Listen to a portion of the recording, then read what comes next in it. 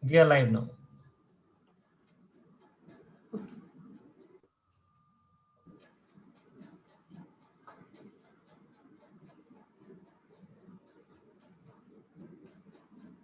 Hi, good afternoon, everyone. We will begin our session in next 5 minutes.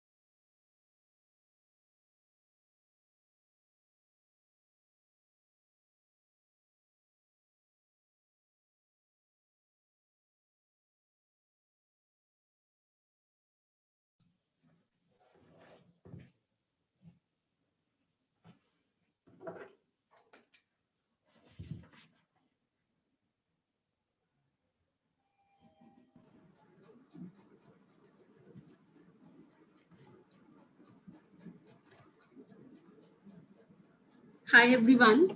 A very good afternoon to all of you. I'm Ankita from NASCOM Product Skills.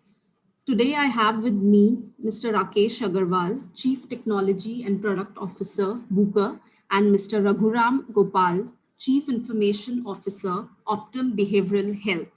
I'm looking forward for an amazing conversation on demystifying stakeholder alignment for product professionals. Please be curious, ask questions anytime during the session using the Q&A tab. That's it from my side. Welcome, Raghu and Rakesh. And over to you, Raghu. Hey, thank you, Ankita. Good morning, good afternoon, everybody. Thank you for making time for the session today. Very excited to be here today along with Rakesh, where we're going to delve into something that's very close to our hearts and very relevant to the work that we do, which is stakeholder alignment for product professionals. We've kept the format pretty simple. Rakesh will kick us off with a little bit of grounding in, hey, who are the stakeholders in the product journey? What are some of the mantras for stakeholders alignment that have been time tested? And then we'll get into a little bit of a conversation around some of our personal experiences and perspectives. And then we'd love to answer some questions and have a vigorous Q&A session because we do want this to be interactive as far as possible. So without further ado, let me turn it over to Rakesh. Thanks, Raghu. Thanks, Ankita. And good afternoon, everyone. Really looking forward for this amazing conversation today with Raghu. And we would definitely would like it to be as interactive as possible. So we'll keep a chunk of time available for Q&A. So keep using the Q&A tab and shoot your questions. We will come there, and so don't wait for it. Keep on sharing questions that comes to you, right?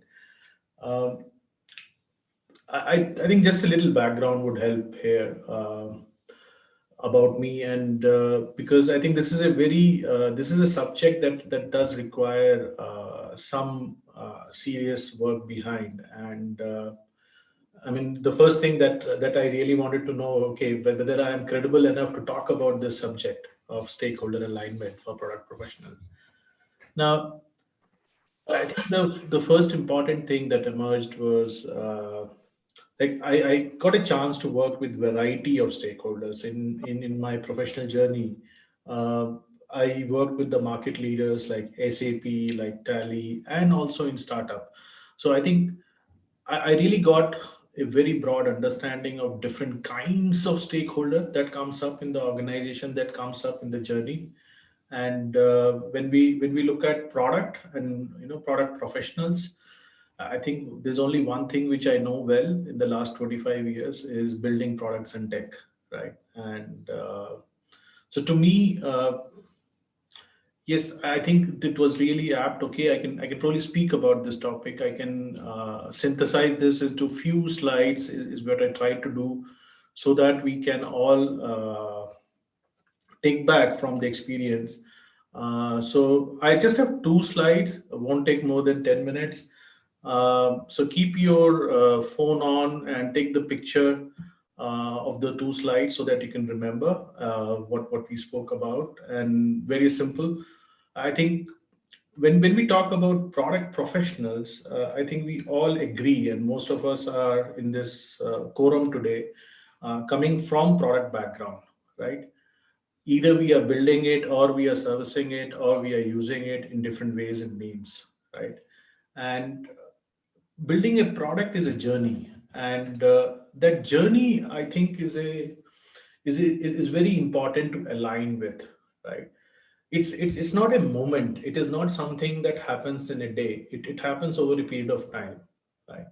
And that's the key part of it. And because once you visualize this journey, you will have to keep on answering, who are my stakeholders, right? My journey could have been different. Your journey could have been different. Raghu's journey would be different.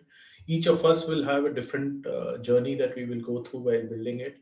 Um, but broadly speaking, if you look at, there's a part of the journey where you define a possible outcome, where you kind of start with a strategy, detail it out in your discovery and design, you kind of define the outcome. And these are very uncertain parts of your journey in a product. And whereas there is little bit more certainty in terms of what you have to do, not the result, but at least what you have to do when it comes to development and delivery and launch and scale.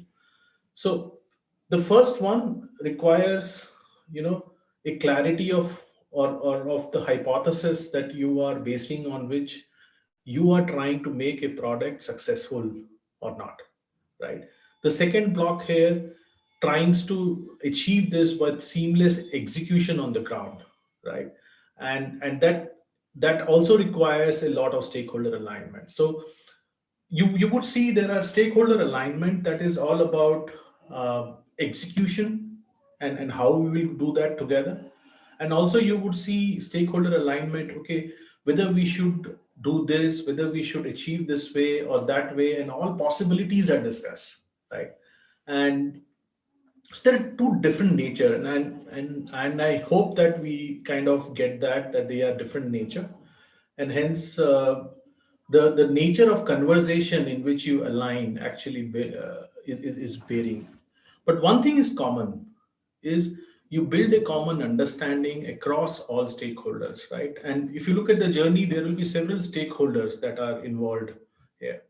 And like product teams, your business team, your customer itself is a stakeholder because he's going to buy. So are you engaging with the customer or not? Yeah, right. The partners, different kinds of partners come. You have product partners, you have go-to-market partners, you have resellers, and all of that. So how you are aligned, your own leadership is a very important part of the stakeholder alignment. So when we talk about stakeholder, typically in our head is leadership, honestly, but I think it is it's a plethora of people who kind of make it happen for you. Um, and what is important is to a build a common understanding across all this that we have put, right? And or anyone, and that's why I said and more, right? And more because anyone who helps you to achieve the outcome or kind of possibly define the outcome. So there is no fixed list. Honestly, there's no fixed list. You look at your product journey from start to end, or rather it's an iterative process where there's continuous feedback which is coming in, right? If you see, there are a lot of feedback loops in this, and you walk it through with different peoples, right? I think that perspective you should have very cleanly before we talk about the subject of stakeholder alignment. And I think that's the key, right? One more part where I have not put in this slide um, is when you zoom out of this product lifecycle system, you are dealing also with other products which are out there in the market, right? When you zoom out, you also deal with your ecosystem out there in the market, right? Which is your competition, which is what are the new tech which are emerging, and all of that. So I think all of that influence your political system also influences, right? Or the current health situation in the society also influences what you will do, right? And and that kind of perspective also needs to be baked in. So just don't limit yourself with this list. This is just a representative, is what I wanted to tell in the first place. So what are the 5 key techniques, right? And I would say key techniques or mantras, whatever you want to call it out, in this life cycle when you look at, which keeps you on page with whatever happens in the journey, right? And these are absolutely, I would say, essential. We are going to have a conversation around it, but uh, I think first, I think it's very important with each of the stakeholder, try to start align early, right? Start aligning early, even if it is a customer, even if you have something on a piece of paper and you don't have any product, you have nothing ready, go walk out to your customer. If I am building for Raghu, I should walk to Raghu and say, hey Raghu, this is what I am thinking and what do you think about it, right? And as and when I kind of build the product or detail it out, I think I should go back to Raghu again and kind of, so I need to build a rhythm with Raghu and keep on ensuring that I'm not only aligning with him early, I am also building a rhythm with him. And that's the key thing, so that you keep progressing better and better in terms of the common understanding. It's not just the one fine day. And this is also holding good for your team. For example, today I presented to my team product roadmap for the next 12 months, 18 months. I made the same presentation actually last month also, right? And I'm planning to make the same presentation next month, right? The whole thing is each month I'm taking that same sheet out, talking with my team, talking about next 12 to 18 months, and building that rhythm and making sure everybody aligns on to one common visualization of the world, right? So I think what is important is when you start to do that, right, you surface up assumptions. There are a lot of assumptions in product play. In product play, you are betting on, hey, if I do this, this will happen. We will kind of succeed. We will break all barriers. We will become unicorns. We will do that. I think there is so much of optimism, right? And which is nice optimism. I'm not being, playing it down. Optimism is great, and that's why we move forward. But I think it's very important to also list those assumptions. And each stakeholder, your leaders, your shareholders, your customers, and your if you are a product manager, engineer, if you are an engineer, a product manager, right, or a designer, right, each of you will be sitting on set of assumptions in this conversation. So try to figure out why someone is talking about something in a certain way, right? I think we always say go into other person's shoe, right? But I think that's like, why why should I can't become a designer, okay? Or I cannot, so I'm a product manager, I cannot become a designer, or I cannot become a shareholder. That's not the point. I think what the point is, can you surface up their assumptions that they are playing out for something to fail or succeed? And if you bring that up, I think what you have you sitting is in a habit of continuous alignment. You are sitting on what are the assumptions which if it happens, things will happen. And of course, not everything will happen in that way. So you have to ensure you are planning for uncertainty. And if suppose there is any change of plan, you are communicating it back to the respective stakeholder whom we are talking about, right? So I think the first four are essentially what you can do, right?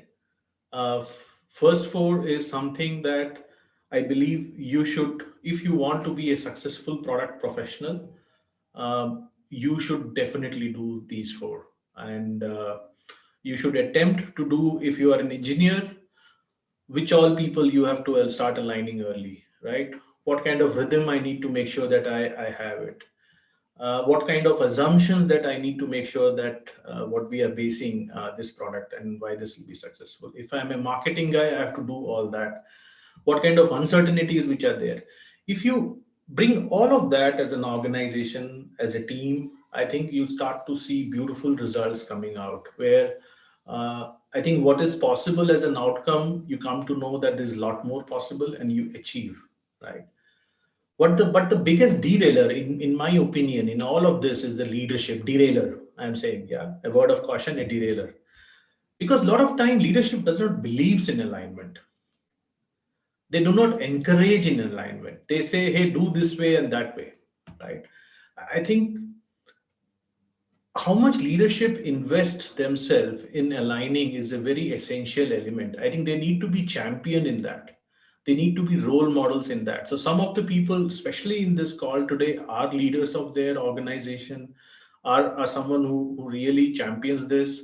Or if not, I think I'm really calling out that you guys should be the champion in alignment. And if you champion it, your team will also champion it. So, and I have seen that a lot of time, at least I was not in a mood to align, honestly, honestly. But since my team was forcing me to align, is where also I also got into that alignment, right? Or they come back and say, hey, I am not aligned in this subject. And I kind of, okay, since I believe in it, I start alignment. So not necessarily, I think the team will also push a leader to start aligning. It is where I'm coming from. So a leader could champion, or the team itself can push the leader or influence the leader to champion the alignment. I think this was the broad concept that I want to put to everyone so that we can have an excellent conversation, right? So Raghu, your thoughts, and you want to add something, subtract something. I think your own experience could really be useful there. No, I think you very nicely laid out the fact that a stakeholder, there are lots of stakeholders to consider, right? A lot of the times we might be very siloed in our view of looking at only leaders as stakeholders, right? Or even just customers, right? We don't really think beyond that. It's a very important point. I think the mantras really resonated. What I'd maybe add on top of that is a lot of how you approach stakeholder management. I think Rakesh already touched upon that point. Um, Depends also on where you are in terms of your maturity as a product organization, where you are in your journey, how much of the culture has seeped in, because a lot of the alignment or non-alignment happens as a result of those things, right? So when you're looking at these mantras, don't look at them as like, the only set of solutions. Understand there is a lot of subjectivity to those, and how you apply those depending on the context, depending upon where you are in terms of your maturity cycle, depending on the culture and the organization, like Rakesh alluded to. And a lot of organizations might have a top-down culture, right? So in that kind of a construct, how do you make sure you stick to your beliefs and drive the right product mindset and drive the vision for the product versus being driven by somewhere else? Because if leadership starts defining vision, then leadership should be doing product management, right? Which is not really the intent. So that's one thing I would add. Second thing I would also add is, context is very important, right? There are all kinds of businesses and organizations out there. Few industries where the product that you're building is the product that's getting consumed. So technology is a good example of such an industry.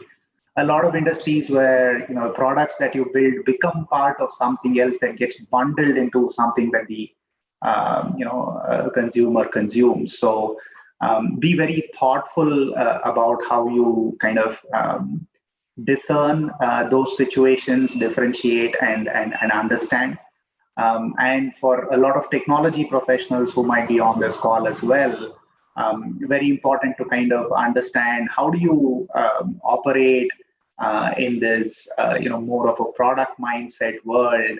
How do you drive and align to the actual vision while you also drive the right decisions from a technology lens, right? Whether it be, hey, do we move towards a more platform type of construct, or do we just look at point products? How do we build ecosystems, right? But consumers don't consume ecosystems. They do it, but they don't know it, right? So how do you do that? So a lot of different aspects. We could be here for 5 days talking about product and stakeholder alignment, but just a few of the thoughts to kind of start us off there. So Rakesh, if it's okay, I'd love to kind of tap into your experience to sort of probe you a little bit on, we've talked about stakeholder alignment, etc. What are, share with us your perspectives on some key stakeholder management challenges faced by product professionals. Maybe, recant a couple of your experiences and what has worked for you. Yeah, I think one of the things which I've put it in the first one, defines the possible outcome, I think is the most difficult one. I think that comes with a cultural problem that we have in India. Okay, I think on an execution side, as a country, we are awesome. We are simply awesome. I think we have built that muscle of how to take things out, build it, ship it. I think we have built that, and I think we have, at least in the software world, a four to 5 decades of experience as a country, right?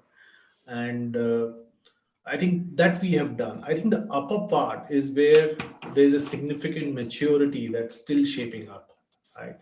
And I think what is frustrating is typically for young professionals, and they want to do things, they want to build something new, a new product, right? And they find it difficult, especially walking into a company and saying, hey, we should do this, right?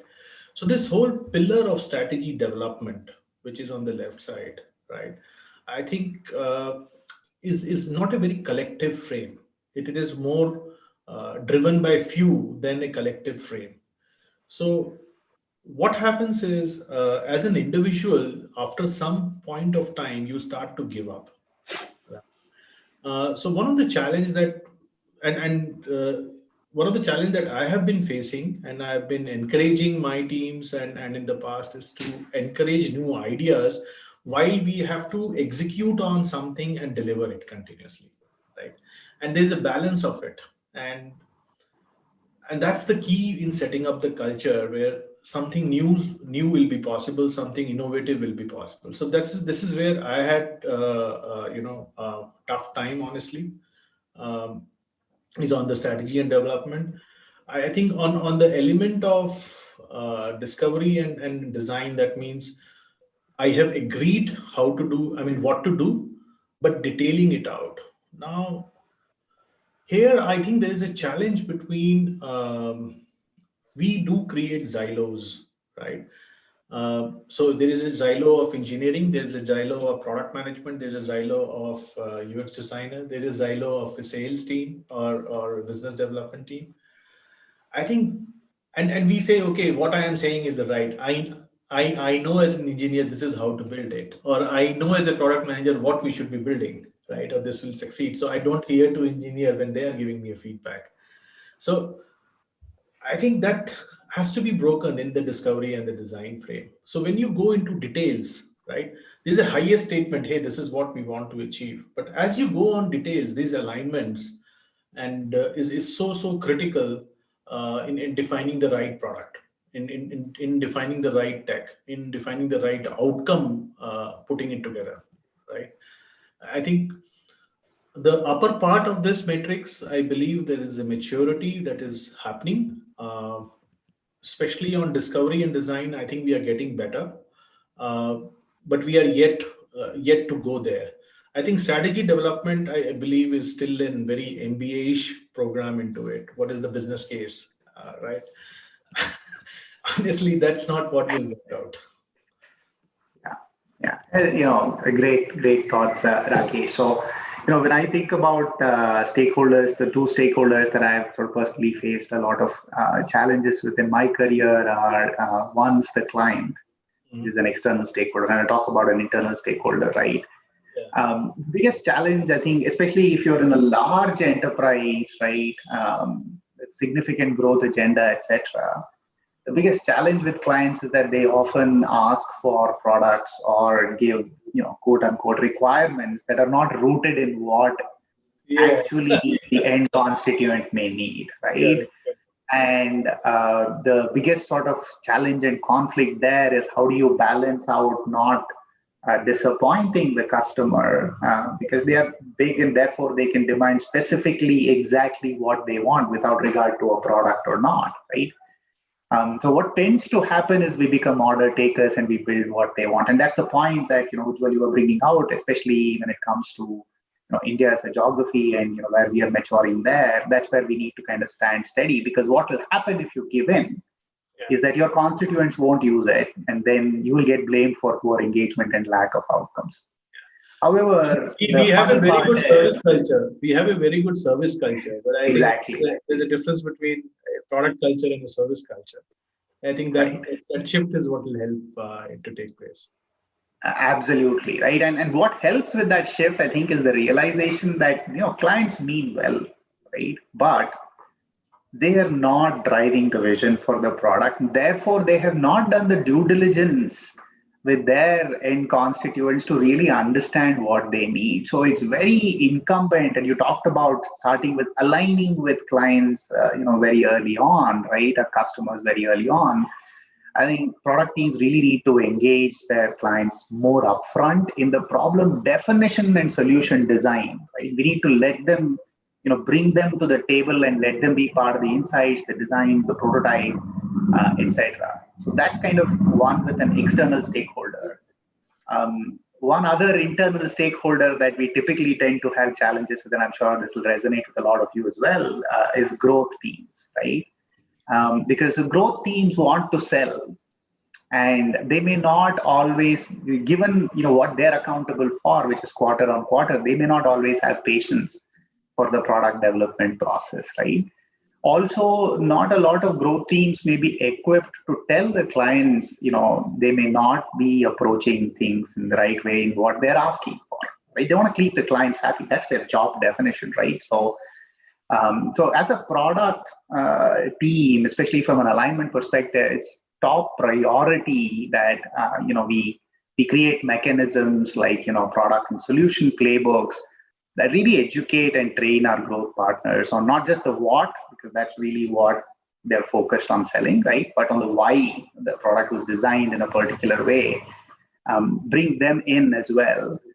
And the last thing I'll say is, typically,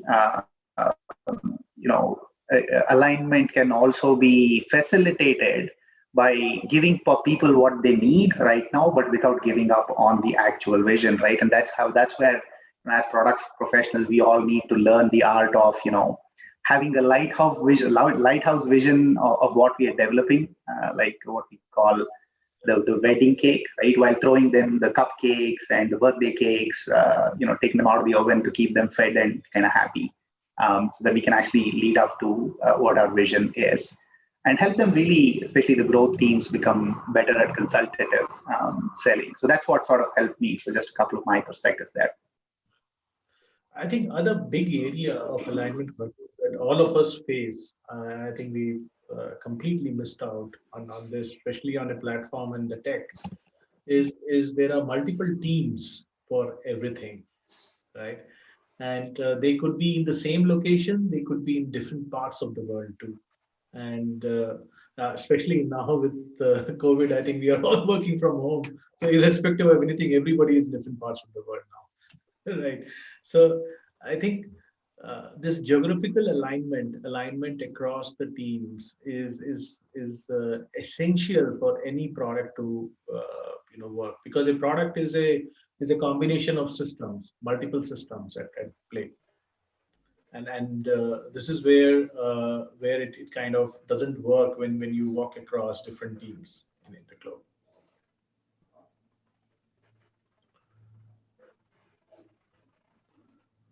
Raghu, are you there, or am I audible?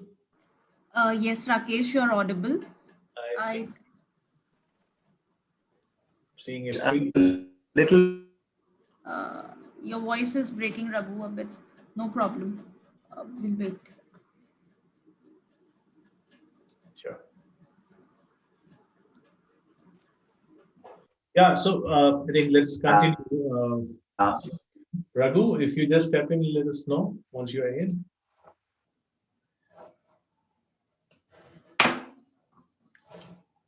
Not seeing it.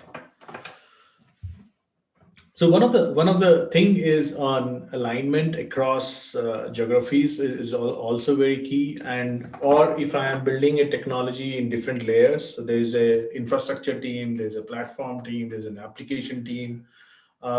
So there are dependencies that are there across. So in each of these cases, if you start to put up these thumb rules, these 5 key mantras, and kind of demystify, if you really want to look at different layers of your product or different geographies, and you look at, okay, what I need to align upon, can I have some rhythm to keep on aligning, right?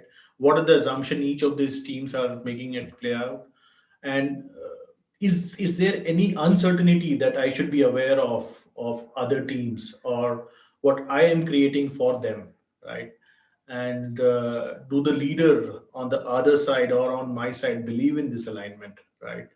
And if not, make the leader align first, right? So that's how. So keep on applying to your use case these 5 key mantras, and I think they should work out. Raghu, you're still there? Yeah, I had a little bit of a yeah. Okay. Looks like we started since one of the charts. That's okay. So we have a question from Raghu, your voice the question goes, hey, while I understand, is my voice breaking? Yeah. Yes, Raghu, you might have to. Okay. Maybe. Yeah, I just turned on my video. Is my voice? Cool. So let's start and hear some questions from others, and then we can come back to Raghu's question. I think Raghu had some more question in the mind. So, dear participants, can you type in your questions into Q&A? Ankita, right? There's a Q&A tab that everyone sees. Yes, yes. Okay. I'm requesting everyone to please start asking your questions. And we are waiting for Raghu to come back.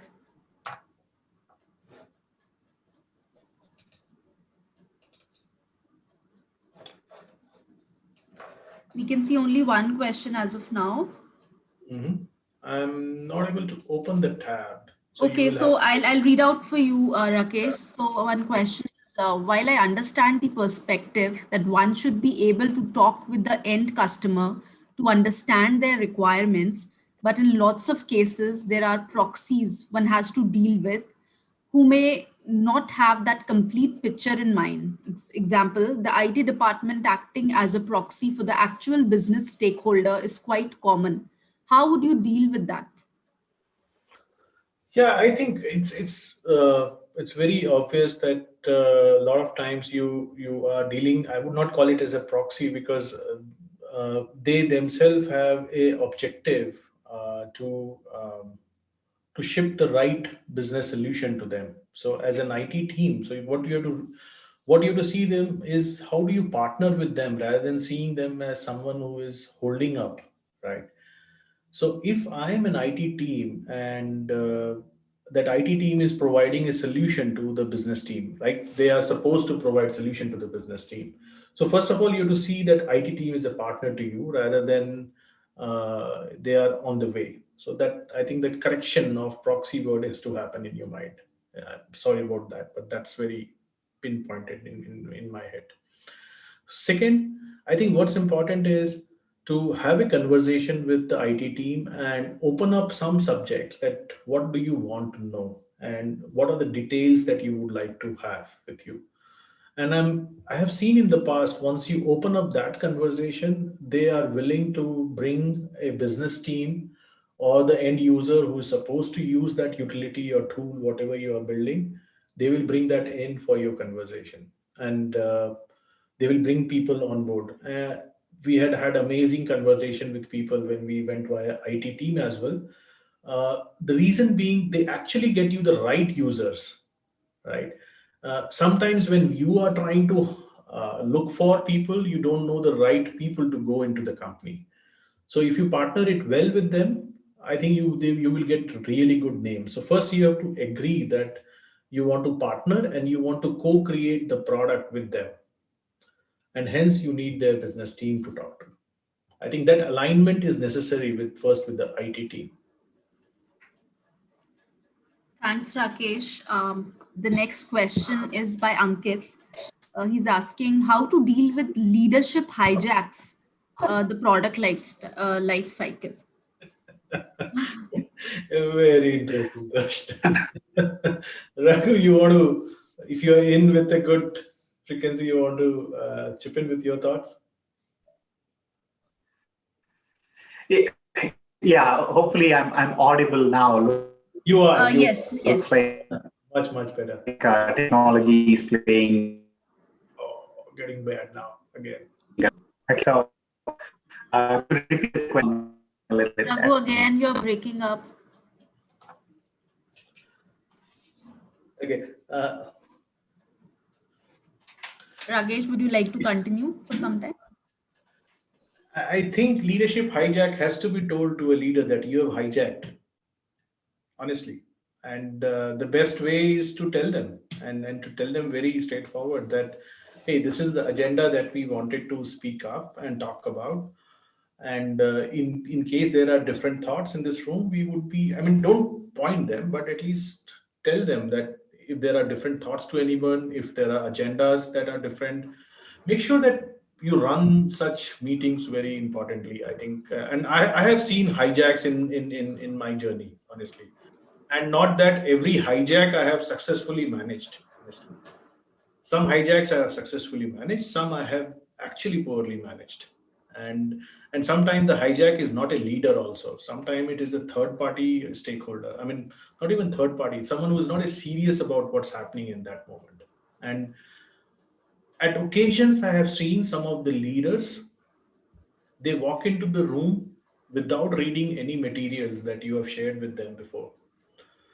And hence there is a different perspective that the leader is baking, and they are not prepared for that meeting. So a lot of time, what I tend to do is send a summary, send something before. Not always it's possible. At least give them some pre-read to ensure the leaders are aligned or getting aligned towards what they need to align upon. Right. So a pre-read is very essential. Don't make pre-read as 7 pages. Make it 1 or 2 pages. It should be good enough. So those are the techniques. Hey, I'm back. Here I go. I'm back. I hope I'm audible and visible now. Yeah, so the leadership hijack is a very classic situation. Ideas there to what you can be of. It's not always correct. The other aspect touch upon is the softer aspects, right? Like a lot of us tend to be very task oriented. We ask ourselves, what have we not done? How can I convince this person of my point of view? How can I help them change? What works for me, it's like 30-40% of leadership hijack is present. Try to understand what interest with it helps them use their position versus sort of throwing like 400 data points at them and trying to convince them that their position is wrong and they should change their position. So just playing on the aspect of trying to the interest, then I find that they're more the positions that they take. Doesn't always happen, to Rakesh's point. Akita was there. Raghu, I would request if you can switch off your video, maybe it will give us some bandwidth so that we can hear you clearly. Raghu, Okay, can you I've switched my video now. It's still a little breaking. No problem. We'll take up the questions and we'll see that how how it goes. Rakesh, shall I read the next question? Please go ahead. Okay, so Panidhar is asking, when the product involves multiple product owners, how do we manage conflicts, thoughts from POs? Yeah, so very important thing, as I was saying, multiple teams. So let's go into this next slide. So the product owners should also figure out and build a rhythm between them for alignment, and and make sure that you are aligning it early. Just to tell, like in Booker, what we have done is we have a 6-week development cycle. And so we have a roadmap for 4 such cycles, right? And almost 2 cycle is kind of frozen and 2 is tentative. And we keep on sharing the roadmap with everyone. And we are trying to make sure that we have a rhythm in the organization through and through with everyone and aligning with each of these areas and teams. So I think we are a startup, so we are building those processes very early in the team as a habit to build the rhythm. But in a lot of companies where people are working, they may not have this culture or a rhythm out there, right? So I think first talk it out with your leadership so that they are willing to align on this. I think a lot of times aligning with the leader is very important from how you want to align. And once you achieve that, I think make sure there is a right quorum created and every product owner is presenting their subject, what they intend to solve in and when and how. And I think keeping on aligning on that is essential. So that is what I meant by build a rhythm. Thanks, Rakesh. Raghu, would you like to share your thoughts over the chat box? Yep, I will. Zoom just kicked me out and I just joined back in, so I don't have the context on the question. I'll do that for the next one. Ankita, No problem. No, yeah, sure. So I'm moving on to the next question, which is by Mayank. If the leadership is not aware of the product or technology way of working and they want to drive product and technology as per their wishes, how to handle the situation? That is slightly nasty to your leader. uh, I don't think so. Your leaders don't know how to build product and technology. I think they have a different way of doing it versus saying that they don't know. So I think, first of all, I think it will be good to get rid of that bias that you might have, honestly. A lot of time before alignment, and again, this again goes back to the third point, surface of assumptions. Uh, Here, the assumption that you have is your leader does not know product and technology. Okay? In your question, you can see that that's the assumption that you are playing out with. Okay. Um, Maybe they know, or maybe they want to know how to do it. Okay. So it's very important that if they don't know and but they want to know how to do it, I think it'll be good to talk to them, right? And so don't assume things, right? Is where I'm saying.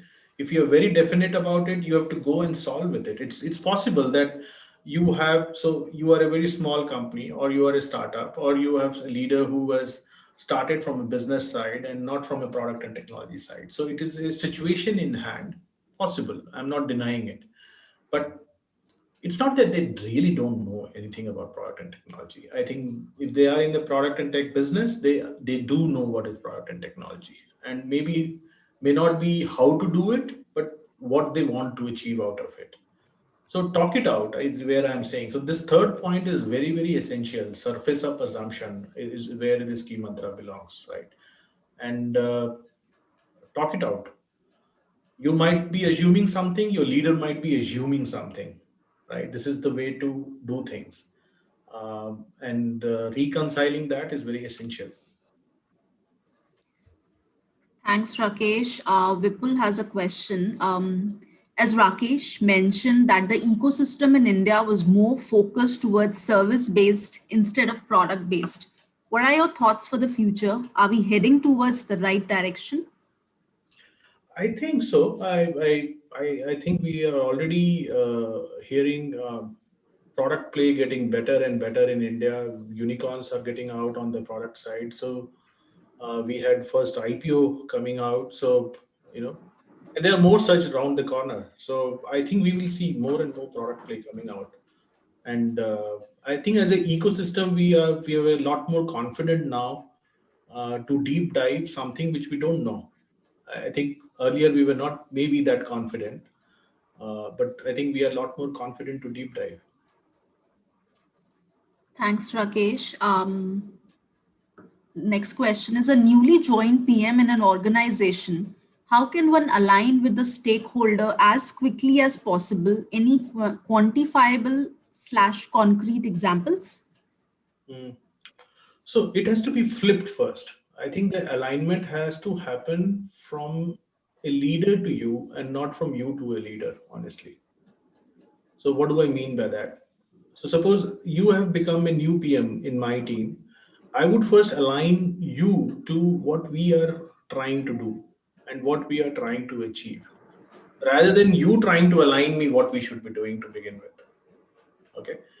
And once you have an understanding, and I have a confidence that you know fair idea of where we as a company are heading, is I believe you would come up with ideas, and I need to keep on aligning with you then. So I think when you join in a new role in a new organization, I think the problem needs to be flipped. The leader and the manager has their job to get you aligned on what they are doing or what they plan to do. Thanks, Rakesh. Urvashi is asking, how would you handle priority issues when there are multiple customer feedback touchpoints with customers by different teams?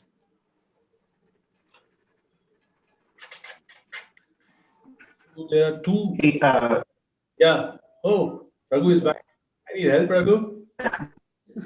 hey, so looks like Zoom's keeping on kicking me off, but I can try to answer that if the Zoom doesn't kick me out again. But I think that is very similar to one of the challenges that I talked about earlier on, which is, how do you stop customers necessarily driving requirements after requirements and priorities after priorities, which totally from a product perspective. And I think the way that I have found works is I think we need to kind of have a holistic view on what is important versus what is urgent, and we need to help our customer understand trade-off between not the important idea. Customers won't agree or align in the initial part, but those of trade-offs, which is really the product mindset, because with the product mindset, you want to deliver what's the highest value first versus what somebody's preference, right? Then customers start to come around more often than not, because the technology analogy I'd sort of give to it is the technology dead, right? Like most product teams will keep on pushing technology teams to deliver more and more features, won't allow them to actually work on fixing the foundational platform to scale, so on and so forth. So it's the same challenges that are faced internally as well. And again, that's the only way I've seen it work better. Any additional perspectives, Rakesh? Yeah, I think just to quickly add in terms of prioritization, my key statement is look at what you are trying to achieve, and the outcome will help you. So let's assume you are in a growth phase, right, or you are in a retention phase as a company, right? So in a growth phase, you are expecting yourself to do certain kind of features, certain kind of topics, certain kind of inputs. So that kind of allows you to define how do I prioritize, where do I want to achieve, or do you want to open up new markets, right? So I think defining what is the outcome you want to achieve will allow you to cluster different set of features that will help you get there. And while inputs will come from various channels and multiple teams, but I think there is responsibility of someone in the team to kind of get all of this together. So I think having this together, structuring it together continuously is a very essential job. Thanks, Raghu and Rakesh. Santosh has a question. What are the gaps, challenges we face from definition of outcome to achieving it in delivery? What are the mechanisms to bridge the gap between definition to achievement? It's an assumption. What is the gap is an assumption, basically, right? And we assume that's one, and certain things we are not certain, and we only hit the roadblock once we kind of cross it over. Um, so either let's assume you say that so these two are third and the fourth point are very critical here to play it out. And so one is I want to build such as such things because the growth will happen is what I have assumed. Okay, now this is my assumption, this is my hypothesis that if I do these set, it will happen. Now, it's very important that we measure whether this happened or not. And that is where there is a feedback loop during launch and scale, right? But the most of the time, I think we don't write our assumptions or we don't write our hypothesis itself. So I don't know what against what I have built it, against what I am going to measure it, right? So sometimes that is an issue, right? Your assumptions are not laid out, your assumptions are not being measured. Second, I think you will hit a roadblock, you will hit something which you have not even planned for. And that's the beauty of the journey also in my head. I think that's the fun part of building the product, that not everything is certain. If everything was certain, I think it was not at all fun. So uncertainty will hit out to you, and how much real you, how much good understanding, how much grounded you are, with the reality, the gap will reduce, is what I feel. Rakesh, would you also agree that maybe laying out some KPIs, etc., will also help us validate whether there are gaps and whether those will help us plug the gap? Because if the product is performing Absolutely. KPIs that are delivered, then it is vision, right? Absolutely, absolutely. And the assumption needs to be measured, and which is what is the KPI. Assumption Exactly. is not a bad thing. Assumption is good thing also. Yeah. Thanks, Rakesh and Raghu. So, is another question by Vikram. How do we ensure stakeholders at management level are able to divide their time between strategic and tactical things? In my experience, tactical items invariably tends to overrun. How do we inculcate the discipline culture to invest in strategic and tactical things? Yeah, I think best way is to have different meetings. Have different meeting for strategic subject and have different meeting for tactical subject. Typically, we tend to mix the two, and if not possible, make it very clear which part of the meeting is tactical, which part is strategic. So I think that's a simple thing in my head. Just box it in the right way. And what it does is it allows people to look at, am I visualizing the future or am I looking at the present to execute, right? So most of the time people find it difficult to jump between the two, right? So one of the best techniques is to split the two different meeting types, split it into two different meeting types. Ones which are strategic oriented, which requires different kind of preparation and walking into a meeting. Another one is a tactical oriented, which is an operational oriented, where I am actually doing a weekly reviews of, or whatever, some cadence of reviews are there to see the progress happening. So don't mix it up is where I'm trying to say. And Rakesh, if I'm audible, please go ahead. Yes. I would add that this is a problem that all of us actually face, doesn't matter whether in the product management field or outside of it. The urgent fires will always consume and take away the focus from the more important things. And Rakesh gave a brilliant example of how you can separate the interest. The other model that's pretty prevalent in the industry is what's called bimodal IT, right? Where you do know you have a run focus and a fix and address focus of the burning fires, and then you have a change focus. And if you separate those concerns in as far as possible, then you'll be able to make progress across both, because it is not one at the cost of other. You need to be able to make progress on both fronts. Thanks, Raghu. There's one vertical specific question. Product management in healthcare industry, how different it is in comparison to other industries? Raghu, you want to take this? I can try.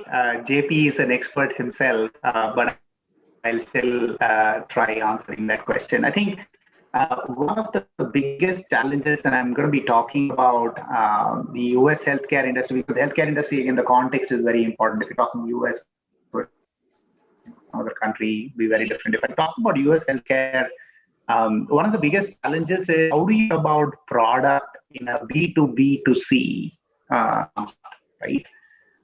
Number one, how do you consume healthcare? Is unlike a lot of other retail or ecosystem, and the collaboration and interoperability and everybody all aligning to standards to be able to truly look at a in the healthcare industry.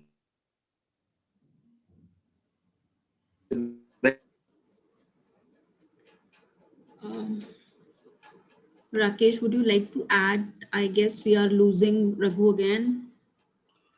No, it's okay. I think. Sorry, am I breaking up again, Rakesh? If so, please take over. No, I think little bit. I think it is better now. Go ahead. Finish your point. Okay.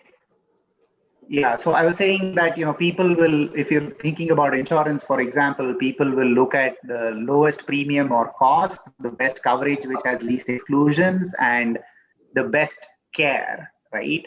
That they could get for that lowest cost, right?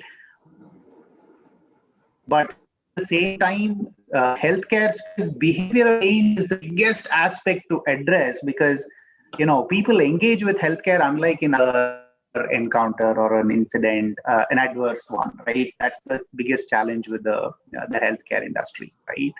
Because people know they need to sleep well, eat well, and exercise well, and I'm sure a lot of us will agree. A lot of us may not tick the boxes in all the areas. So how do you address that aspect before people become unwell and sort of keep them in the wellness and healthy space, which needs a lot of behavioral change and engagement? That is the other challenge I would say. Rakesh, any other thoughts? I would say. Rakesh, any other thoughts? No, Raghu, I think fundamentally you covered the point, and just be sensitive to the nature of industry. If you are in healthcare or you are in airline or anything that kind of deals with people and people's life, I think being sensitive to things are very, very important there. I think I think we have to be cognizant of it, and think being aware, you will just be able to do a better product management role. I think some of the product management principle does apply, but being aware of the regulatory frame and the compliance frame, and you are dealing with people frame. So based on the nature of application and the nature of the product, I think some of these lenses needs to be applied. Thank you, Raghu and Rakesh. Though we have many more questions, but I think now it's time to close and wrap our session. So I thank you from NASSCOM Product Skills for your time and efforts to share your thoughts and perspective on this amazing conversation which we had. And your closing thoughts, Rakesh and Raghu, before we close the session? Yeah, take a picture of this. Keep aligning, and you keep aligning yourself first, and then you can keep aligning others. I think that's the only point. Absolutely, it was a pleasure, engaging in this forum, and thanks to everybody who made time to participate. And I could see a lot of questions. My apologies, my technology didn't support me today, but I'm sure Rakesh more than made up for it. Excellent experience. Thank you so much. Thank you, everyone. Thanks, No Ankit. problem. Thank you, everyone. Thanks. See you all of you soon within another session from PM101 series. Thanks. Take care. Stay safe. Thanks. Bye.